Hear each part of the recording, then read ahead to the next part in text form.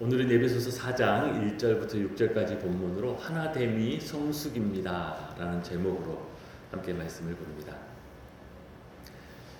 한 남자와 한 여자가 만나 결혼을 결심할 때는 서로를 향한 사랑과 뜨거운 마음이 있기 때문입니다.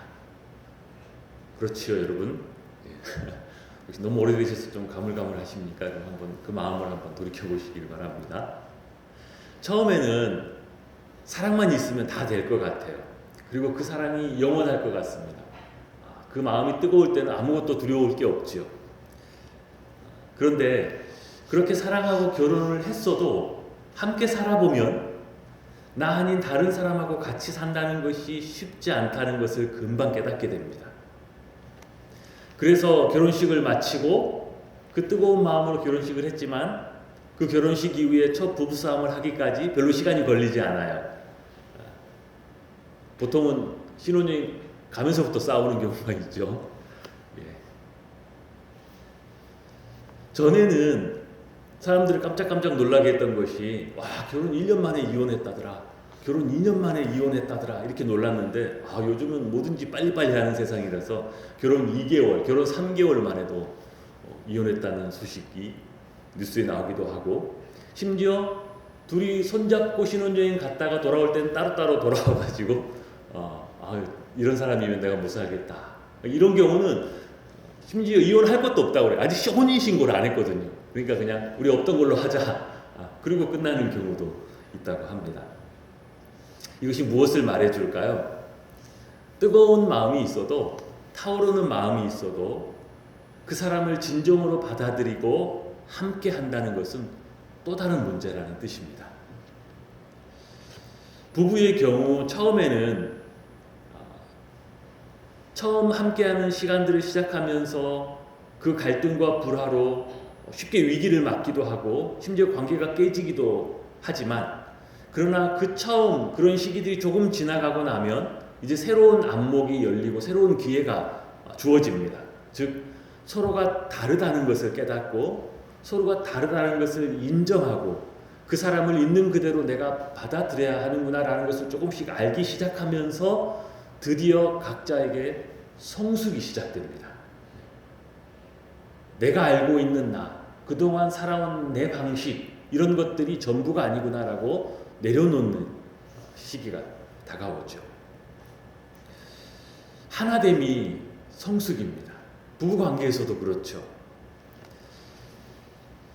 그렇게 성숙의 시간들을 보내고 오랜 결혼 시간을 통해서 서로의 있는 모습을 받아주는 어떤 그런 단계에서 어느 날 자기 지난 날을 한번 쭉 돌아보면 정말 내가 젊을 때는 진짜 나밖에 모르는 사람이었구나, 참 그때는 참 내가 인간이 덜 됐었구나, 이런 것을 깨닫게 되죠. 왜냐하면 이미 상당히 관계나 인격이 성숙하고 나 아닌 다른 사람을 받아들이는 것들이 이제 훈련이, 적응이 되었기 때문에 지난 내 모습들을 그렇게 되돌아볼 수 있는 것이지요. 교회 안에서도 똑같은 현상이 있을 수 있습니다. 은혜 받을 때는 뜨거운 마음에 신앙의 결심도 하고 눈물을 흘리고 무엇이든지 주님의 뜻이라면 다 할 수 있을 것 같습니다. 내가 아골골짝 빈들에도 가고 주님이 보내신 곳이라면 어디든지 가겠습니다. 그런 뜨거운 마음이 있어요. 그런데 교회 안에서 나와 다른 사람, 자꾸 나랑 뭔가 잘 안 맞는 것 같은 사람, 그런 사람들과 한 교회에서 신앙생활 한다는 것은 마음이 뜨겁게 은혜 받는 것과는 또 약간 별도의 문제입니다. 별도의 노력이 필요하다는 것을 금방 깨닫게 되죠. 여러분, 교회 안에서도 우리의 관계, 또 우리의 인격적인 성숙이 필요합니다. 이 성숙은 우리가 옛날에 얼마나 큰 은혜를 받았느냐, 내가 얼마나 뜨거웠고 얼마나 방언받고 내가 얼마나 특별 새벽기도, 이거하고는 조금 더 다른 문제라는 뜻입니다. 큰 은혜를 받은 것은 당연히 너무 잘한 일이고 너무 좋은 일입니다. 그러나 그렇다고 자동으로 내가 다른 사람들과의 관계에 있어서 성숙하다는 뜻은 아니라는 것이죠. 마치 내가 수학 점수를 잘 받았다고 자동으로 영어 점수도 잘 나오지 않는다는 것과 똑같은 거예요. 수학은 수학이고 영어는 영어입니다. 따로 공부해야 되는 거예요. 그것처럼 내가 하나님 앞에 마음이 뜨겁고 은혜 받는 것도 너무 좋지만, 수학 점수 잘 받는 거 너무 좋지요. 그러나 내가 또 관계에 있어서도 다른 사람을 향하여 훈련과 성숙이 필요하다는 것을 우리가 간과해서는 안 된다는 것이죠. 오늘 우리가 사도 바울의 에베소서 4장의 전반부를 읽었는데요. 사도 바울이 로마의 감옥에 있으면서 쓴 이 옥중 서신 중에 하나인 에베소서는 다른 서신들과 있어서 그 구성은 조금 비슷합니다. 앞부분은 주로 성경적인 원리와 교훈을 가르치고 있다라면, 후반부는 그러므로 너희가 어떻게 살아가야 할 것인지 신앙적인 실천을 다루는 이 두 부분으로 구성되어 있습니다. 전반부 1장에서 3장은 이방인이건 유대인이건 우리 모두가 그리스도 예수 안에 있는 하나님의 구원을 받았고, 그리고 이 하나님의 영광스러운 교회의 일원이 되었다라는 것을 가르쳐 줍니다. 그리고 이어지는 후반부 4장, 5장, 6장에서는 그러면 이제 이 거룩한 하나님의 교회의 구성원이 된 우리가 어떻게 합당한 삶을 살아야 하는가? 바울은 그 대표적인 실천으로 몇 가지를 이야기하는데, 첫 번째는 교회 안에서, 그 소속된 영광스러운 교회 안에서 하나됨을 이루라 라는 것이고, 또한 그 안에서 빛의 자녀들로 살아가라, 그리고 세월을 아끼라, 그리고 이 모든 것들을 위한 영적인 싸움을 싸워라, 이런 실제적인 교훈들을 후반부에 주고 있습니다. 오늘 우리가 읽은 4장 첫 번째 1절부터 6절은 신앙적인 실천을 다루는 부분의 첫 부분으로서 우리가 속한 하나님의 이 영광스러운 교회 안에서 하나됨을 이루라, 하나됨을 지키라 라는 주제를 가르치고 있습니다. 그 하나됨, 즉 서로를 용납하고 서로를 받아들이는 것에 관하여 바울은 오늘 2절에 모든 겸손과 온유로 하고 오래 참음으로 사랑 가운데서 서로 용납하라, 이렇게 가르치고 있습니다. 우리가 하나님의 이 영광스러운 교회의 지체로 한 일원으로서 하나님의 뜻을 따라 그 하나됨을 위해서 나와 다른 사람들과의 이 관계, 함께 신앙생활하면서 어떻게 서로를 용납하고 받아들이면서 하나 되어 하나님을 섬길 것인가? 바울은 먼저 겸손과 온유로 하라고 합니다. 이 말 뜻은 다른 사람을 판단하는 자만과 또는 책망하고 싶어하는 마음과 왜 이렇게 내가 원하는 대로 안 하느냐라는 이런 마음들을 다 내려놓으라는 뜻입니다. 예수님처럼 진짜 자신을 낮추고 다른 사람들을 있는 그대로 받아들일 수 있도록 자기의 기준들을 내려놓으라는 것입니다. 예수님은 우리에게 오셔서 이 은혜를 베푸실 때 낮아지셨어요. 낮아지신 척한 게 아니죠. 정말로 그분은 모든 것들을 다 내려놓고 이 땅에 오히려 모든 사람들보다 더 낮은 곳으로 직접 내려오셨습니다. 그리고 오셔서 왜 너희는 이렇게 거룩하지 않냐고 책망하지 않으셨어요. 오히려 그들을 있는 그대로 가난한 자들, 병든 자들, 죄에 빠진 자들을 껴안고 어루만져 위로하시고 그들을 있는 그대로 받아주시면서 오히려 하나님의 기준들을 내려놓고 그들을 끌어안으셨죠. 오늘 사도 바울은 겸손과 온유로 하라고 합니다. 우리 모두를 향하여서 겸손과 온유로. 그래도 우리가 겸손과 온유로 해도 이것이 잘 안 되고 빨리 안 됩니다. 어떻게 알 수 있을까요? 그 다음에 바로 이어서 나오는 것이 뭐예요? 오래 참음으로 하라고 합니다. 얼른 되고 기다릴 필요가 없으면 왜 오래 참음으로 하라고 했겠어요? 왜 오래 참음이 필요하겠어요?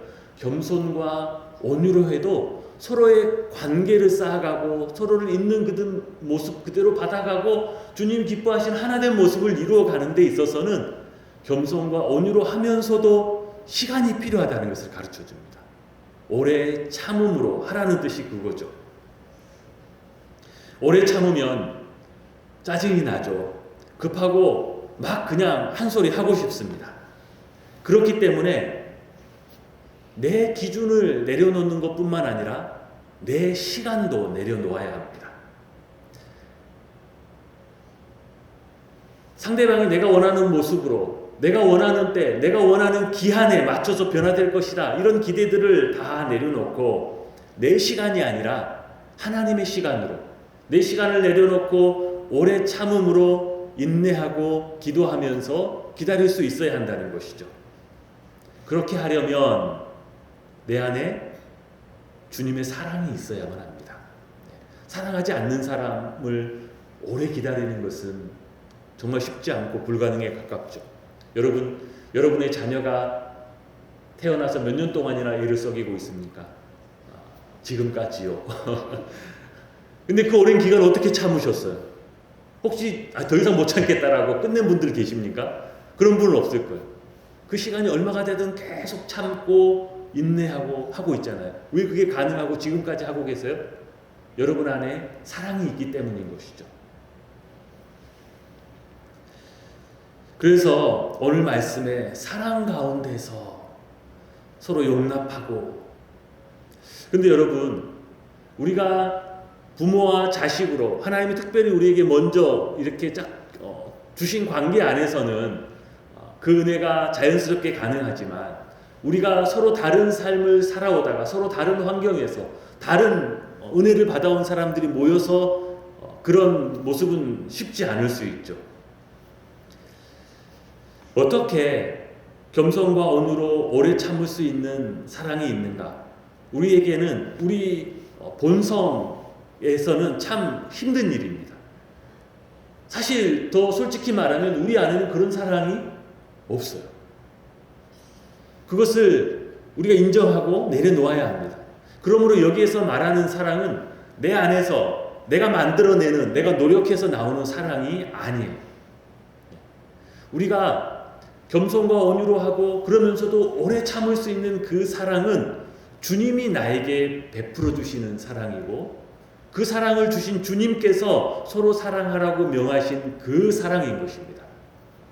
이것은 내 안에 있는 어떤 감격과 가슴 설레임 이런 거라기보다는 주님의 사랑에 대한 우리의 반응이고 주님의 말씀에 대한 우리의 순종에 더 가깝습니다. 이 사랑이 내 안에서 나오는 것이다라면, 만약에 그렇게 오해하는 것이라면 우리는 끝까지 겸손과 온유로 할 수 없고 오래 참지도 못할 것입니다. 그러나 주님이 우리에게 베풀어 주신 그 사랑, 주님이 우리에게 명하신 그 사랑이다라고 깨닫는다면 우리가 겸손과 온유로 하고 또 오래 참음으로 서로를 용납하고 하나 될 수 있을 것입니다. 그러면 그렇게 용납함으로 우리가 해야 할 것은 무엇인가? 3절에 보면 평안에 매는 줄로 성령이 하나 되게 하신 것을 힘써 지키라. 정확히 말하면 우리가 그렇게 겸손과 온유로 오래 참음으로 사랑으로 하나가 아니었던 사람들을 하나로 만든다라는 것이 아니라 이미 하나 되게 하신 것을 지키는 것이다 라고 합니다. 즉 이미 성령이, 하나님의 구원이 우리를 하나 되게 하셨습니다. 성경은 그 하나됨을 지키는 것이 우리가 하는 일이다. 성령이 하나 되게 하셨다라는 뜻은 우리가 그리스도의 몸인 한 교회의 일원이 된 것을 말합니다. 나도 하나님의 구원을 받아서 하나님의 백성으로 교회의 한 지체가 되었고, 그도 하나님의 백성으로 구원을 받아 교회의 한 일원이 되었습니다. 우리는 이미 그리스도의 몸, 한 몸에 속한 지체인 것입니다. 하나님은 모든 택한 사람을 부르실 때, 그리스도 안에서 우리를 구원하실 때 우리의 한 개개인 각자를 불러내십니다. 그렇게 구원하시죠. 그러나 개인적인 부르심과 동시에 그를 한 교회의 일원으로 불러내십니다. 이 공동체 안으로 불러내신다는 거죠. 이 개인적인 부르심과 공동체 안으로의 부르심은 동시에 이루어집니다. 따로 이루어지지 않아요. 구원하시는 하나님은 그 누구도 홀로 있고 홀로 신앙생활하는 것이 하나님의 뜻이 아닌 것이죠. 여기에 있는 모든 분들도 개인적으로 구원받은 하나님의 백성으로 이 자리에 있지만 또한 동시에 하나님이 불러주신 이 개선문 교회라는 한 공동체의 지체로 함께 있는 것입니다. 오늘 이 성경은 구원받아 한 공동체로 부름받은 이 교회 이미 성령이 하나 되게 하셨다라고 하고 이것을 너희가 지키라라고 말씀하십니다. 왜 우리가 이 하나됨을 지켜야 하느냐? 우리가 같은 믿음으로 구원을 받았기 때문입니다. 내가 믿고 구원받은 것이나 저분이 믿고 구원받은 그 믿음이 똑같은 믿음이에요. 똑같은 믿음으로 구원받았는데 어떻게 하나 되지 못할 수가 있겠는가? 우리가 같은 믿음으로 세례를 받아 한 몸의 지체가 되었습니다. 내가 받은 세례와 그가 받은 세례가 똑같은 세례입니다. 더 나아가 우리를 구원하신 그 하나님이 우리가 믿고 섬기고 의지하는 그 하나님이 한 분 하나님이세요. 오늘 5절 6절에 보면 주도 한 분이시요 믿음도 하나요 세례도 하나요 하나님도 한 분이시니 곧 만유의 아버지시라. 만유 위에 계시고 만유를 통일하시고 만유 가운데 계시도다. 이렇게 너희가 같은 믿음으로 구원을 받고 같은 세례를 받고 너희가 한 하나님을 섬기는데 어떻게 너희가 서로 용납하지 못하느냐? 너희가 한 하나님을 같은 믿음으로 섬긴다라면 당연히 그 하나님, 그 하나됨을 지키고 그 하나됨을 귀히 여기는 것이 마땅하지 않겠느냐라고 사도 바울은 우리에게 가르치고 있습니다.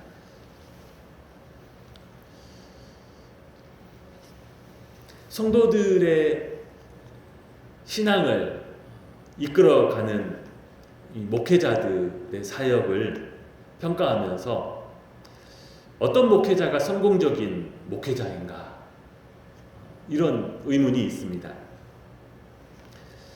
여러분 어떤 목회자가 성공적인 목회를 하는 목사일까요? 많은 은사와 뛰어난 재능을 가지고 교회의 크고 작은 모든 문제를 해결해 줄 수 있고 성도들의 모든 물음에 답을 줄 수 있고 또 무엇을 해야 되는지 그때그때마다 하나하나 다 알려줄 수 있는 그런 목회자가 성공적인 목회일까요? 어떤 분은 이렇게 말합니다. 목사가 그렇게 하면 성도들은 참 편하고 좋습니다. 주일에 나와서 예배만 드려도 될 만큼 목사가 모든 걸 다 해주면 좋지요. 그러나 문제는 뭐냐면 그런 목사가 갑자기 교회를 떠나거나 갑자기 부재 상태가 되면 그 교회는 길을 잃어버립니다. 왜요? 목사가 다 했거든요. 목사가 주는 대로만 하라는 대로만 했거든요. 그런데 그 목사만 바라보고 목사 입만 쳐다보고 있는데 목사가 사라져버리면 교회는 길을 잃어버리죠. 개인의 신앙도 어떻게 해야 될지 헤매게 되는 것이지요. 그 교회는 그 목사의 사역으로 성장했다기보다 유아 상태로 계속 돌봄을 받고 있었던 것입니다. 조금씩 성장해서 스스로 무언가를 할 수 있는 단계로 영적으로 성장을 한 게 아니라 계속 어린아이 상태에서 계속 기저귀 갈고 젖 먹이고 아무것도 하지 않아도 되는 상태로 유지되고 있었던 거예요. 그래서 진짜 좋은 목사는 어떤 사람인가?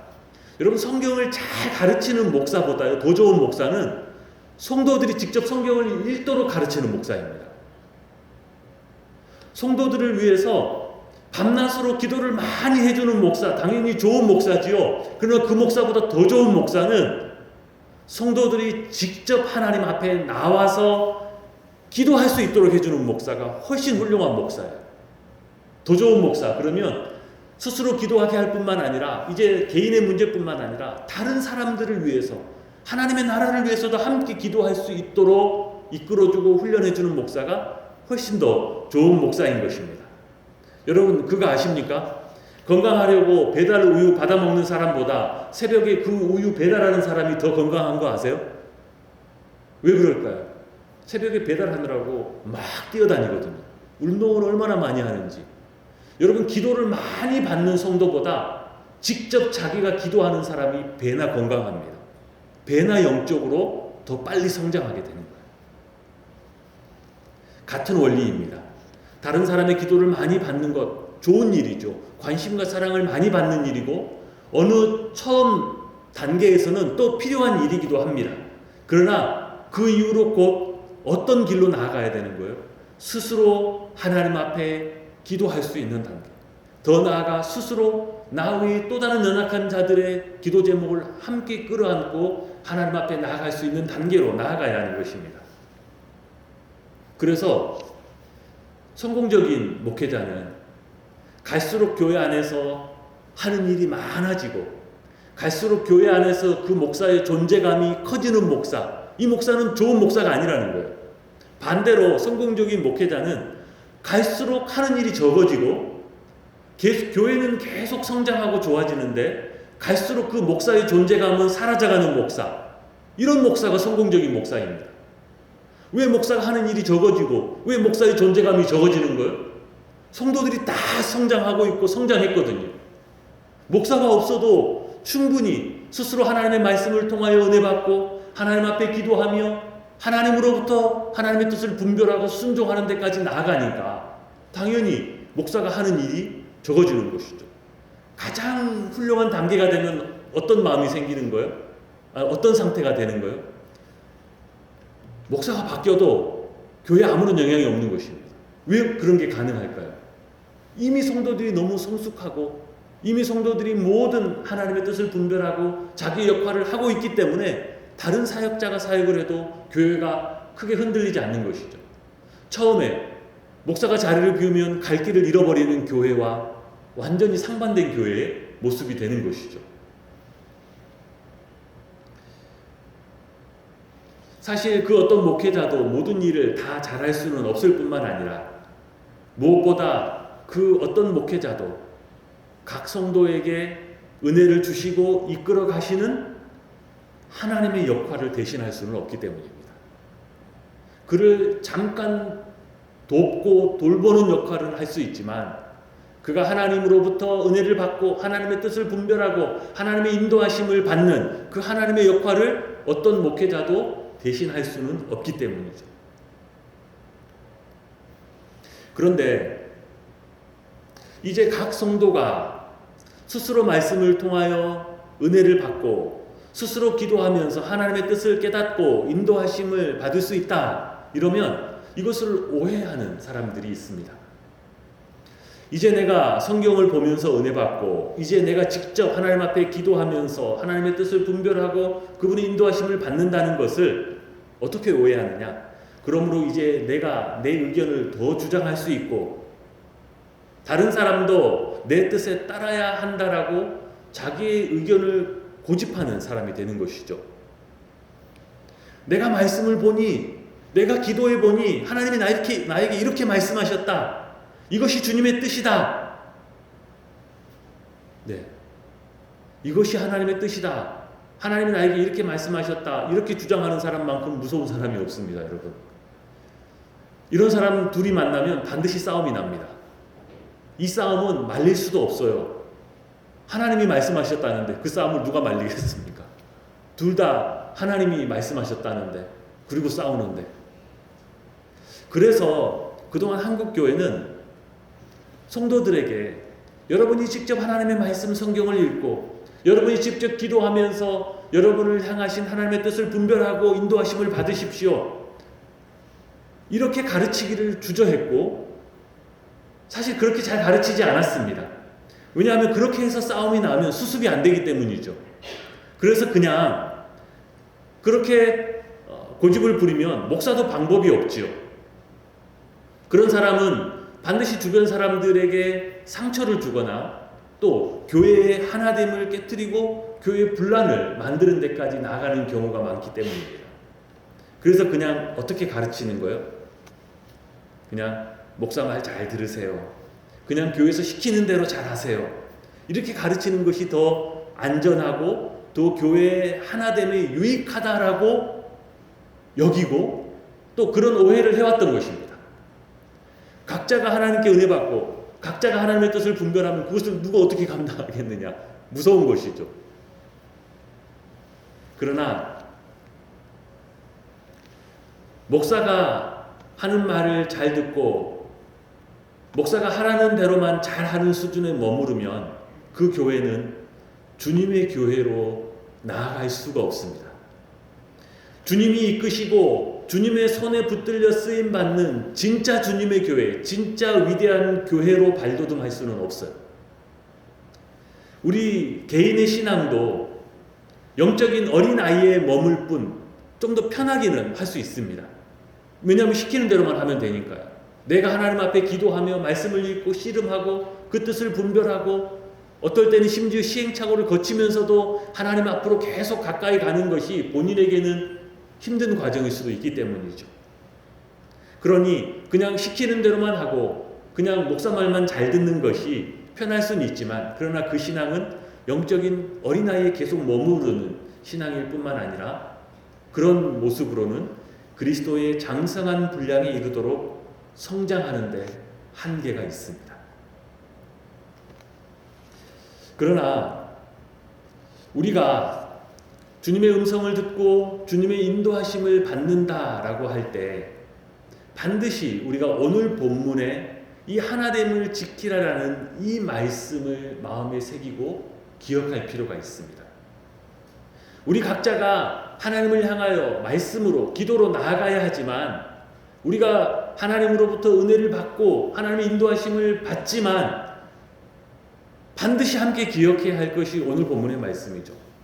주님으로부터 인도하심을 받는다고 하면서 하나됨을 깨뜨리고, 주님이 나에게 이렇게 말씀하셨다 하면서 다투는 사람이 있다라면 그는 완전히 거짓말쟁이입니다. 주님의 음성을 듣고 주님의 인도하심을 받는다고 하는 사람이 어떻게 그 주님의 교회를 갈등하고 분쟁하도록 만들 수 있겠습니까? 주님의 뜻이 어떻게 주님 당신의 몸인 교회 공동체의 평화와 하나됨을 깨뜨릴 수가 있겠습니까? 주님의 뜻은 모든 겸손과 온유로 하고 오래 참음으로 사랑 가운데 서로 용납하고 평안에 매이는 줄로 성령이 하나 되게 하신 것을 힘써 지키라. 이것이 주님의 뜻입니다. 그러니 주님 앞에 나아가 그 은혜를 받고 그 인도하심을 받는다고 하는 사람일수록 더 분명하게 이 주님의 말씀을 기억하고 이 주님의 말씀 안에 거해야 하는 것이죠. 진정으로 주님의 인도하심을 받는다면 그 어떤 것보다 반드시 성령의 하나 되게 하신 이 하나됨을 힘써 지키게 되어 있습니다. 만약에 주님의 인도하심을 받는다고 하면서도, 내가 하나님의 응답을 받았다라고 하면서도 그렇지 않는다라면 사실 그는 이미 주님을 바라보고 있는 것이 아닌 거예요. 주님을 바라보고 있는 것이 아닙니다. 다른 것을 보고 있는 거예요. 자기가 원하는 것, 자기가 이루고자 하는 것, 자기의 지위나 명예와 체면이나 다른 것을 보고 있기 때문에 그런 것입니다. 오히려 우리가 때로는 우리의 연약함과 우리의 어리석음으로 잠시 갈등하고 다투다가도, 그런 모습에 있다가도 우리가 각각 주님의 말씀으로 돌아가고 기도하는 자리로 돌아간다라면 금방 주님의 뜻이 무엇인지를 깨닫게 되기 때문에 모든 다툼과 갈등이 사라지고 성령이 우리에게 주신 그 하나됨을 금세 회복하게 되는 것이 오히려 더 맞는 것이죠. 우리는 이미 주님의 은혜 아래 살아가고 있고 이미 구원받은 자녀로서 또 주님의 몸인 이 교회 공동체의 한 지체로 살아가고 있습니다. 우리는 이미 구원받아 그 은혜 아래 이 교회 안에 지체로 하나 되어 있습니다. 우리가 참 하나님을 찬양하고 하나님께 감사할 일이지요. 하나님이 우리에게 허락하신 이 교회는 하나님이 우리에게 주신 은혜이자 우리에게 주신 축복이고 또한 우리에게 주신 사명이기도 합니다. 주님은 이 교회를 통해서 우리를 영적으로 보호하시고 이 교회를 통해서 우리를 신앙적으로 인격적으로 훈련하시고 이 교회를 통해서 우리에게 주신 그 복음의 사명을 감당하게 하십니다. 홀로 혼자 신앙생활하면서는 이 어떤 것도 할 수가 없어요. 교회 안에 있으면서 가능한 일이고 하나님께서 그 교회 안에서 행하시는 일들입니다. 그러므로 우리가 이루어야 할 영적인 성숙, 여러분 우리가 추구해야 할 영적인 성숙은 신비한 은사나 능력을 구하는 것이 아니에요. 그렇게 오해하는 사람들이 있습니다. 신비한, 남이 없는 무슨 신비한 은사나 능력, 우리가 추구해야 할 성숙은 그런 성숙이 아니라 주님의 교회의 하나됨을 지켜내는 주님을 닮은 겸손과 온유이고 오래 참음과 사랑입니다. 그것이 우리가 추구해야 할 성숙인 거예요. 여러분, 성숙한 사람을 어떻게 알아볼 수가 있어요? 여러분 어떻게 느끼십니까? 교회 안에 있으면 자꾸 그 사람과 같이 하고 싶고, 내가 어려우면 그 사람에게 가서 좀 위로받고 싶고, 그 사람에게만 가면 뭔가 내가 용납되고 받아들여지고 위로를 받는 느낌이 있습니다. 왜요? 겸손하고 온유한 사람이에요. 오래 참고 나를 있는 그대로 받아주고 나를 섬겨주려고 하는 사람, 성숙한 사람이기 때문인 것이죠. 그런데 어떤 사람은 어때요? 믿음이 좋다라고 하는데 옆에 가기는 싫어요. 왜냐면 옆에 가면 막 뭐라고 하거든요.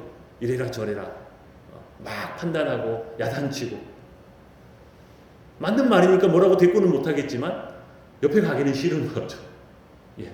성숙한 모습이 아닌 거예요. 주님을 닮은 모습이 아닌 것입니다. 바라기는 우리 개성문교회 모든 성도님들의 신앙이 이 하나됨을 지키는 참된 성숙된 신앙으로 나아가고, 주님의 뜻 안에서 하나된 우리 개성문교회가 더 능력 있게 주님의 사명을 이루는, 주님의 마음을 시원케 해드리는 그런 교회로 나아갈 수 있기를 주님의 이름으로 축복합니다.